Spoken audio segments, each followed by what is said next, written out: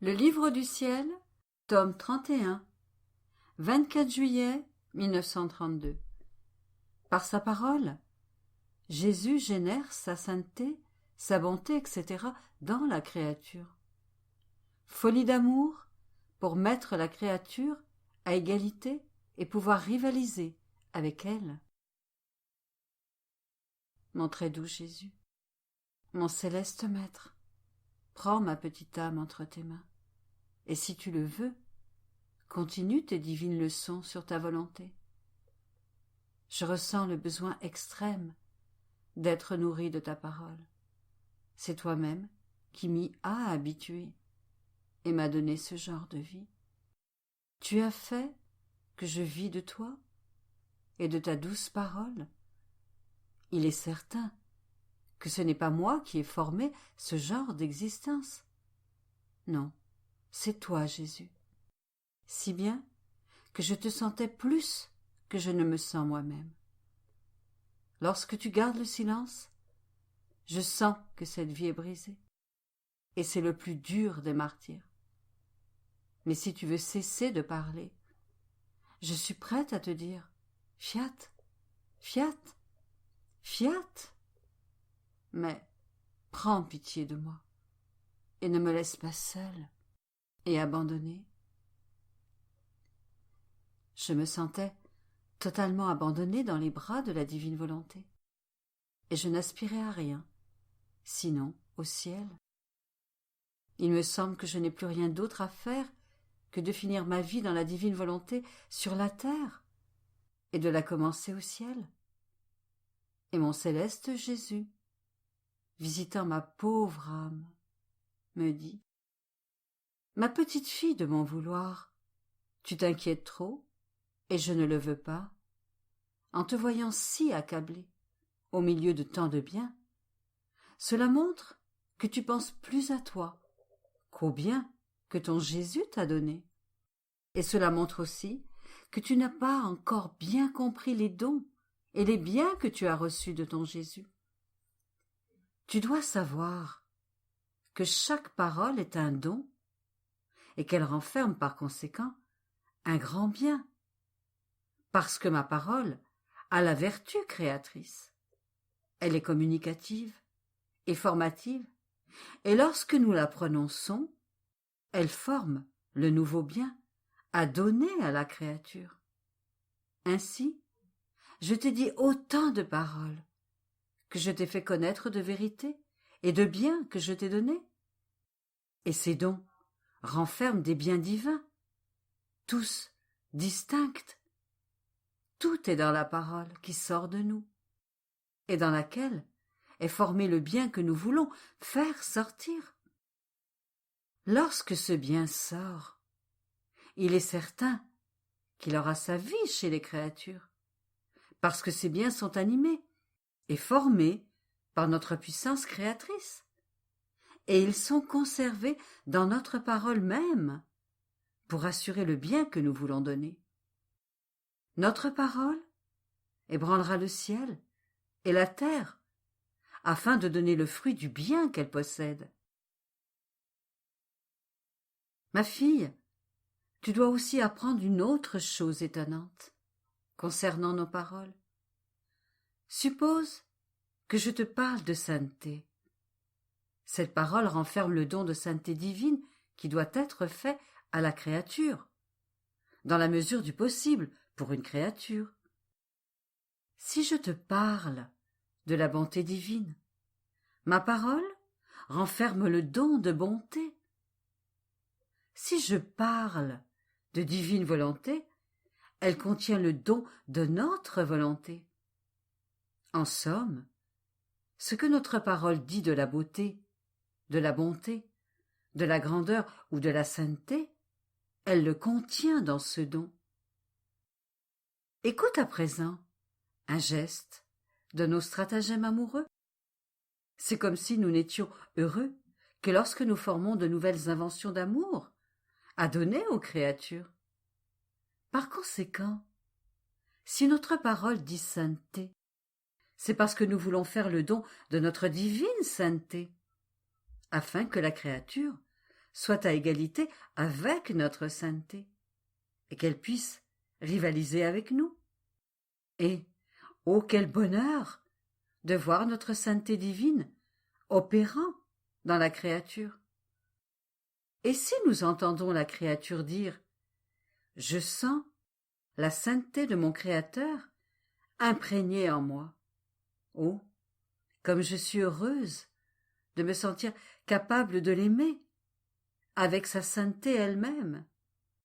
Oh, alors notre amour devient extrême et se déverse sur la créature de façon si exubérante qu'il en devient excessif.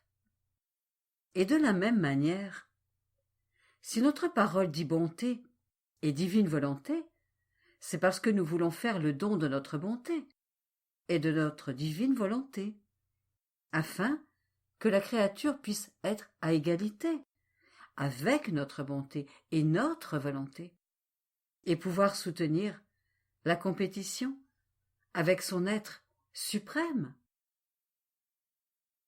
Tu peux comprendre notre joie en voyant la créature dotée de nos divines qualités, dont notre parole était porteuse. C'est notre habitude de diriger notre parole vers une créature. Notre parole est fertile, puissante et pleine d'une lumière qui est comme un soleil formé par une de nos paroles et qui d'un seul coup illumine tout et donne le bien que possède la lumière. Alors, pourquoi cette inquiétude, alors que tu vois ton Jésus utiliser souvent sa parole pour te faire don après don? Et ces dons ne prendront pas seulement vie en toi, mais en beaucoup d'autres créatures, car il possède la puissance générative. Il donne et génère afin de donner et de générer à nouveau. Notre parole est une naissance de notre sein. Par conséquent, elle est notre enfant, et comme un enfant, elle porte le bien qui a été généré par son Père. Alors, au lieu d'être accablé, pense plutôt à ton Jésus et aux nouvelles surprises qu'il veut te faire par ses divines paroles, afin d'être disposé à recevoir un tel bien. Après quoi, je continuai à penser à la divine volonté, et mon doux Jésus ajouta : « Ma fille, lorsque l'âme permet d'être dominée, investie et subjuguée par ma divine volonté en chaque partie de son être, que ce soit de l'âme ou du corps, ma volonté opérante est alors en possession de tout. L'esprit est alors animé par la science de la divine volonté. La voix la possède pour en parler. Les mains la possèdent. Les pieds possèdent ses pas divins. Et le cœur possède son amour. Et combien ma volonté sait aimer. Ainsi, tout est uni et forme la sainteté divine dans la créature. Et nous retrouvons tous nos droits dans la créature. Comme tout est à nous, nous trouvons les droits de la création, les droits de notre sainteté, de nos œuvres, les droits de notre divin fiat, de notre bonté et de notre amour. Bref, il n'est rien qui nous appartienne, que nous ne retrouvons, et qui, par conséquent, est notre droit. Et en échange, la créature trouve son droit dans son Créateur. Comme la volonté des deux est une, les droits de l'un sont les droits de l'autre. Par conséquent, voilà ce que signifie vivre dans mon vouloir. C'est recevoir de droit notre sainteté, notre amour, notre science et notre bonté. Nous ne pouvons donner moins, parce qu'ils sont la propriété de la créature de la même manière qu'ils sont la propriété de notre fiat, car sa vie est déjà vécue dans notre fiat. De plus, celle qui vit dans notre volonté grandit toujours en sainteté, en amour et en beauté, comme en toute autre chose. Cette croissance continuelle forme un acte nouveau que la créature peut donner à son Créateur. Nous donnons à la créature l'acte nouveau que nous possédons par nature, et la créature nous le donne en vertu de notre volonté. Et, oh, quelle satisfaction pour les deux! Quelle joie ils éprouvent! Pouvoir recevoir de la créature, et pour nous, pouvoir donner. Donner et recevoir maintient l'aliment de correspondance, conserve l'union qui grandit toujours, et c'est comme le souffle qui garde le feu allumé, et la flamme de l'amour vivante, sans danger qu'il s'éteigne.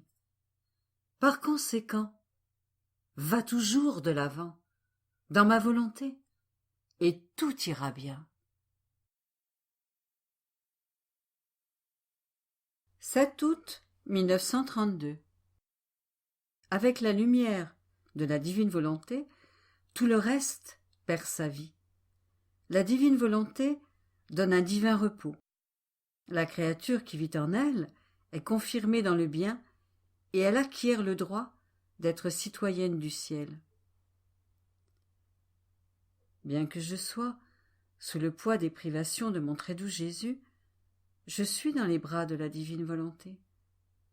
Sans Jésus, les heures sont des siècles et les jours interminables, et, oh, comme sa douce et ma présence me manque, et je sens toute la dureté de mon long exil. Mais alors que je gémis et soupire, le divin fiat déverse sa lumière sur ma peine et la soulage pour me faire couler dans les vagues éternelles de ses actes, afin d'unir mes actes aux siens pour qu'ils ne soient qu'un. Ah, il semble qu'il ne me laisse même pas le temps de souffrir d'être privé de celui que j'aime tant. Sa lumière s'impose sur tout, elle éclipse et absorbe tout, elle réclame tout et ne vous permet pas de perdre du temps, même dans les choses les plus saintes, comme la privation de Jésus. Mais je nageais dans une mer de douleur lorsque Jésus, ma vie, est venu dans un éclair qui disparut rapidement, et visitant ma pauvre âme, il me dit : « Ma bonne fille, courage, laisse-toi conduire par la lumière de ma divine volonté, qui saura convertir tes tristesses, tes souffrances et mes privations en paix et en divine conquête. La nature de sa lumière éclipse, corrobore, fortifie, et partout où elle parvient, la souffrance perd de sa force, elle est vie et change la peine en conquête et en joie, parce que la force de sa lumière surmonte cette peine et prend sa place, et toute chose perd sa vie. Et si devant la lumière de ma divine volonté, on ressent d'autres effets et d'autres désirs, cela veut dire que l'âme n'est pas remplie de la plénitude de sa lumière, et que ma divine volonté n'a pas son règne absolu dans l'âme. Le règne de ma volonté est absolu et inconditionnel. Il a par conséquent le droit suprême de tout absorber, de faire perdre sa vie à toute chose, et de tout convertir en divine volonté. Tu dois savoir qu'une rosée bienfaisante descend sur la créature chaque fois qu'elle accomplit un acte dans ma volonté. Cela lui conserve la fraîcheur divine et procure l'opium pour tout ce qui ne lui appartient pas. Et, oh, comme il est beau de la voir toujours nouvelle dans ses actes, nouvelle dans son amour, dans sa peine, et dans l'espoir de recueillir la rosée, pour recevoir l'opium qui convertira la peine en une douce conquête de mon divin vouloir. La nouveauté rend une personne ou un objet aimable et attrayant. Les vieilles choses ne plaisent à personne, et c'est pourquoi j'aime tant celle qui vit dans ma divine volonté, parce que je sens en elle la nouveauté divine et les parfums suaves. Bref, elle nous donne ce qui est à nous. Et moi, ton Jésus, j'enferme dans mon divin cœur cette créature aimée, et je forme et fais grandir toutes choses dans ma volonté. Ainsi, ce groupe d'enfants de mon vouloir sera formé dans mon très saint cœur, comme autant de petites reines, les enfants du grand roi. Poursuivant dans mon état de dépression, dû à la privation de mon doux Jésus, je me disais, et bien que je sois privé de celui qui est ma vie même, je ressens une paix profonde et ne crains pas la possibilité d'être perdu. Je ne sens, dans ma petite âme, qu'une mer profonde qui murmure, mais son murmure n'est qu'un « je t'aime ». Mon petit « je t'aime » à moi ne demande qu'une chose, que le royaume de ta volonté vienne sur la terre. Et sans jamais cesser de murmurer, je fais souvent sortir de petites vagues pour être libéré de mon exil et prendre le ciel de force pour m'enfermer dans la céleste patrie.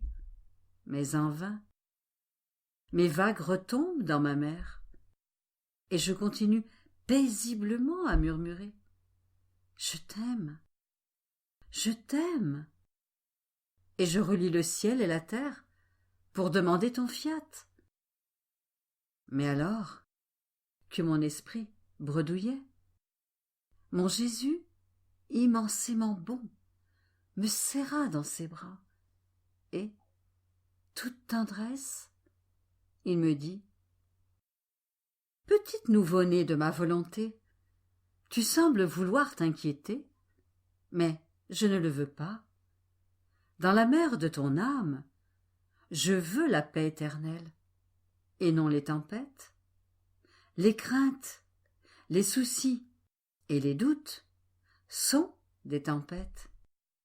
Ils empêchent le murmure continuel de ton paisible « Je t'aime » qui doit couler et murmurer toujours pour l'emporter sur ton Créateur, afin qu'il envoie son vouloir sur la terre pour y régner. Tu dois savoir que pour celle qui se laisse dominer par ma volonté et vit en elle, les forces du mal perdent leur vie. La peur de m'offenser, les soucis et les embêtements perdent leur semence de renaissance. Le corps et l'âme demeurent confirmés dans le bien. La créature se trouve dans la même condition que les bienheureux, et le mal n'a plus de vie en eux, parce que dans ces célestes régions dans ma volonté, les forces du mal ne peuvent absolument pas entrer. Ainsi, celle qui vit dans ma volonté peut être appelée citoyenne du ciel, et elle en acquiert les droits. Et si elle se trouve sur la terre, elle est comme une citoyenne perdue de la céleste patrie que ma divine volonté a placée là, en vue de son grand dessein et pour le bien de la misérable humanité. Mais, bien qu'elle soit sur la terre, elle ne perd pas les droits des citoyens du ciel, ni celui de vivre avec les biens de la céleste patrie. Et bien qu'elle se sente perdue, elle possède légitimement le ciel dans son âme, afin de vivre non de la terre, mais du ciel. Ah, la vie dans la divine volonté appelle le ciel sur la terre, et sa lumière écrit sur le front en lettres indélébiles amour éternel, paix inébranlable, confirmation de tout bien, fille de l'être suprême. Par conséquent, je te veux toujours dans ma volonté, pour que tu puisses jouir des biens de ta céleste patrie, qui sont amour continuel, paix immense et divine volonté comme vie de tous les bienheureux. 14 août 1932.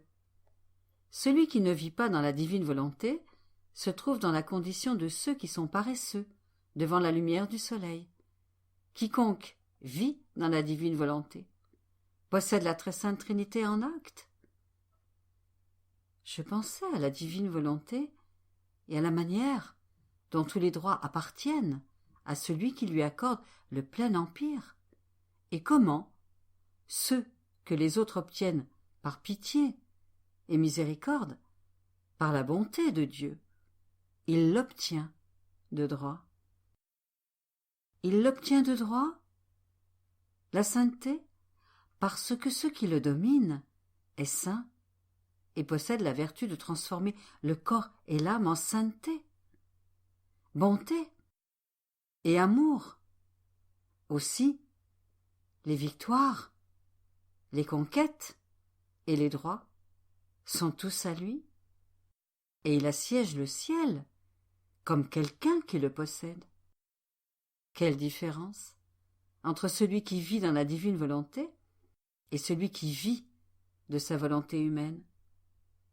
Mais je pensais à cela lorsque mon adorable Jésus m'a refait sa petite visite et m'a dit « Bienheureuse fille, la différence entre l'un et l'autre est grande et incalculable. Celui qui ne vit pas dans ma volonté est comme le soleil pour ceux qui sont paresseux. Bien que ses rayons les revêtent de sa lumière et de sa chaleur, ils ne font rien, ils n'apprennent et ne gagnent rien. La lumière du soleil est pour eux rendue stérile, et comme ils restent sans rien faire, ils se fatiguent. Ils sont dérangés par sa lumière et recherchent les ténèbres comme repos pour leur malheureuse paresse. Par contre, pour ceux qui travaillent, la lumière est active. Elle est lumière pour l'œil, afin de voir tout ce qu'il doit faire. Car, peu importe la lumière qu'il puisse y avoir en dehors de l'œil, si l'œil n'a pas la lumière de la vie, la lumière qui l'entoure ne servira à rien. Et si l'œil n'a pas la lumière extérieure, le fait d'avoir la lumière comme vie dans son œil ne lui sera d'aucune utilité. Ma bonté paternelle a placé cette union et cette harmonie entre la lumière extérieure de la créature et la lumière de son œil. L'une ne peut agir sans l'autre. Ma volonté est lumière pour les mains, si elles veulent travailler, si elles veulent écrire, lire. Ainsi, la première partie active de la créature est faite par la lumière. Sans elle, il serait presque impossible de pouvoir faire un peu de bien et de pouvoir gagner un morceau de pain pour vivre. Telle est la lumière de ma volonté pour celui qui ne vit pas en elle. Elle brille et existe pour tous, mais elle n'opère pas et ne domine pas dans l'acte de la créature. Malgré toute sa lumière, la créature reste paresseuse. Elle n'apprend rien du divin et ne conquiert rien. Les plus belles choses sont fatigantes et ennuyeuses pour cette créature. La volonté qui veut vivre dans la mienne est comme un œil rempli de lumière et qui se rend capable de s'unir avec la lumière de ma volonté. Comme elles sont en accord, elles accomplissent des œuvres grandes et prodigieuses qui étonnent le ciel et la terre. Vois-tu ce que signifie vivre dans ma volonté? C'est ne pas être paresseux. La petite lumière de l'âme, en harmonie avec la lumière du fiat éternel, la rend opérante dans les actes du fiat et forme l'inséparabilité entre les deux. Une multitude de pensées sur la divine volonté continuait à occuper mon esprit. Et mon céleste Jésus ajouta: Bienheureuse fille, ma volonté produit la lumière dans l'âme. La lumière, à son tour, engendre la connaissance. La lumière et la connaissance, dans leur mutuel échange d'amour, engendrent l'amour de Dieu. Ainsi, partout où règne ma suprême volonté, la très sainte Trinité règne, elle aussi, en acte. Notre adorable divinité est amenée de par sa nature même et de façon irrésistible à générer continuellement et sans interruption. Le premier acte générateur est accompli par nous. Le Père m'engendre continuellement et moi, son Fils, je me sens continuellement engendré en lui. Le Père céleste m'engendre et m'aime. Je suis engendré et je l'aime. De l'un et de l'autre procède l'amour. Cet acte générateur, qui jamais ne cesse, renferme toute notre merveilleuse connaissance, nos secrets, nos béatitudes, tous les temps, toutes nos dispositions, notre puissance et notre sagesse. Toute l'éternité est contenue dans un acte générateur qui forme l'unité de notre être divin. Par conséquent, cet amour réciproque que forme la troisième personne de notre être suprême, inséparable de nous, ne se contente pas de cet acte générateur, mais veut générer en dehors de nous, dans les âmes. Et voilà que cette tâche est confiée à notre volonté, qui, animée par notre amour, descend dans les âmes, et avec sa lumière forme notre divine génération.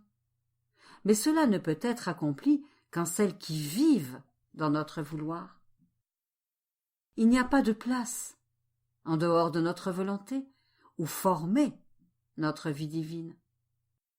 Notre parole ne trouverait pas les oreilles capables d'écouter. Et, faute de notre connaissance, l'amour ne trouverait pas la substance avec laquelle engendrer. Notre Sainte Trinité est alors désordonnée dans la créature. Par conséquent, seule notre volonté peut former notre divine génération. Aussi, sois attentive et écoute ce que veut te dire cette lumière, afin de lui donner le champ d'action de son acte générateur. 21 août 1932. Le désir de Jésus et le besoin qu'il ressent du « je t'aime » de la créature. Son amour en faillite. L'amour sang de l'âme. L'anémie qui existe dans le monde. Je faisais ma ronde dans les actes de la divine volonté et ô combien je voulais lui donner l'échange de mes actes. Comme je suis trop petite et incapable d'accomplir des actes égaux aux siens pour les échanger, je viens avec mon petit je t'aime. Bien qu'il soit petit, Jésus le veut, et il l'attend pour me dire La petite nouveau-née de ma volonté a placé ce qui est sien dans nos actes. Nos actes ne sont plus seuls, et ils ont la compagnie de celles pour qui ils ont été créés. C'était, et c'est toujours notre volonté, que de donner un champ d'action à la créature, dans nos actes, pour pouvoir dire « aimons » et « agissons » dans un seul et unique champ. Je me disais, qu'est-ce que mon petit je t'aime peut avoir de spécial pour que Jésus l'aime et le veuille à ce point? Et mon bien-aimé Jésus, toute bonté, me dit: petite fille de mon vouloir, tu dois savoir que j'aime ton je t'aime et que je l'attends toujours.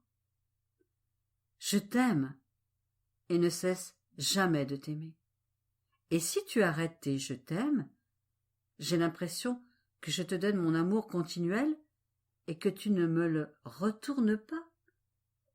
Et mon amour a le sentiment que tu l'as volé.